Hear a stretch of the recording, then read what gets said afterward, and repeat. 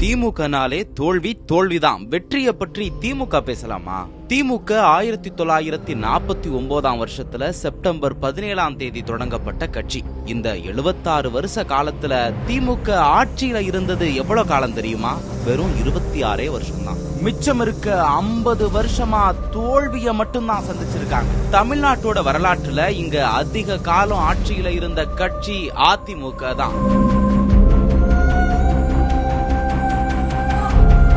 1976 வருஷம் ஜனவரி 31 திமுக ஆட்சி கலைக்கப்பட்டது.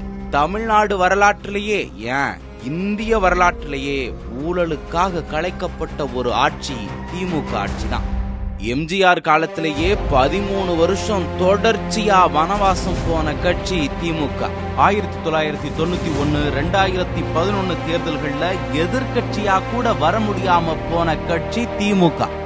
அம்மா ஜெயலலிதா காலத்துல 2011 சட்டமன்ற தேர்தல்ல தோல்வி, 2014 மக்களவை தேர்தல்ல தோல்வி, 2016 சட்டமன்ற தேர்தல்ல திரும்பவும் தோல்வி. அதிமுக கூட்டணி இல்லாம தனியா நின்னு கூட தேர்தல்ல வெற்றி கண்டிருக்கு. ஆனா தனியா நின்னு தேர்தலை சந்திக்கிற தைரியம் திமுகவுக்கு கிடையாது. அப்படி தனிச்சு நின்னு இருந்தா இன்னும் பல தோல்விகளை திமுக சந்திச்சிருக்கும். திமுகனாலே தோல்வி, தோல்வின்னா திமுக.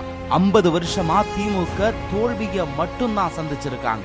அதுவும் மைனாரிட்டியா தான் காலத்தை ஓட்டிருக்காங்க. இந்த தேர்தல்லையும் படு மோசமா தோற்கத்தான் போறாங்க.